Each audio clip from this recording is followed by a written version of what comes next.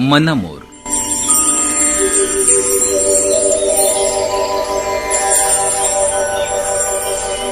लेखिका आणि संवादिका डॉक्टर वीणा पवार. सहजीवन मध्ये एक दिवस सकाळी फिरून परतताना एक आजी रस्त्याच्या कडेला बसलेली दिसली.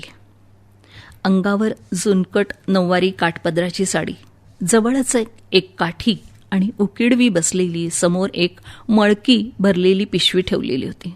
सुरकुतलेल्या चेहऱ्यांनी माझ्याकडे ती पाहत होते. क्षणभर वाटून गेलं आजीला विचारावा, का अशी एकटीच रस्त्यात बसलीस? पण मग माझे घड्याळाचे काटे मला खुणवायला, टोचायला लागले.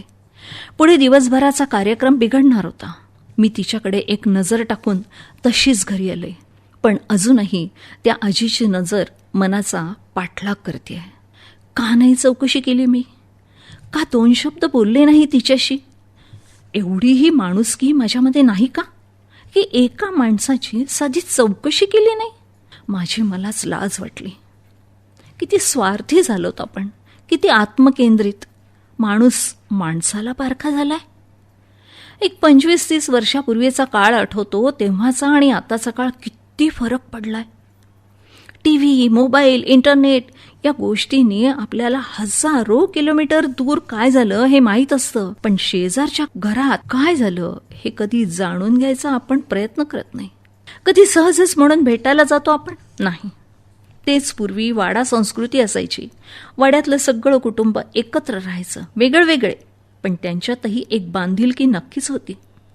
शेजारच्या काकूंकडे 2-3 वर्षाची आपली चिमुकली सोडून शोभा सहज भाजी आणायला जाऊ शकत होती. एकाच्या घरी आलेला पाहुणा वाड्यातलाच होऊन जायचा. आता अनोळखी माणसाला घरात प्रवेश देणं मुश्किल आहे. कारण कोण कोणत्या उद्देशाने येईल हे सांगता येत नाही. पण वाड्यात, चाळीत घराची दारं सताड उघडी. त्या प्रत्येक येणाऱ्या जाणाऱ्यावर कितीतरी नजरा रोखलेल्या. त्यामुळे एक प्रकारचा वचकही असायचा. संध्याकाळी आयाबाया एकमेकींच्याकडे बसायला जायच्या.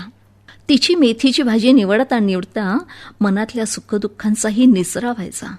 सहज कधी उपायही सुचवला जायचा.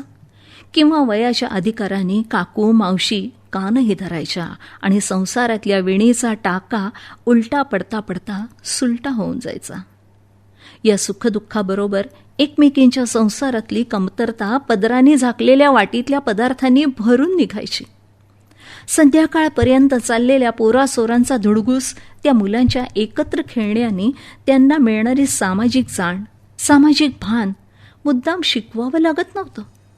खेळता खेळता मुलं खूप शिकायची. भांडणं, मारामाऱ्या कितपत ताणायची हे एकत्र खेळूनच टळायचं. माणसातल्या पशूला तिथेच ठेचलं जायचं आणि नराचा नारायण होण्याचं बाळकडू मिळायचं. आता मुलांना वाईट वळण लागू नये म्हणून आया खाली खेळायलाच पाठवत नाही. ते मूल एकटंच स्वतःशी आणि टीव्हीशी संवाद करत वाढतं, जो एकतर्फीच असतो. त्याच्या मनात चाललेल्या आंदोलनांना दिशा देणारा हात आधीच वृद्धाश्रमात सहारा शोधत असतो. हे एकटं वाढणारं बाल्य अकाडली प्रौढ होऊन जातं. आई वडिलांना कामाच्या व्यापात मुलांच्या मनात डोकवायला वेळच नसतो आणि आजी आजोबांचा भोचकपणा नकोसा असतो.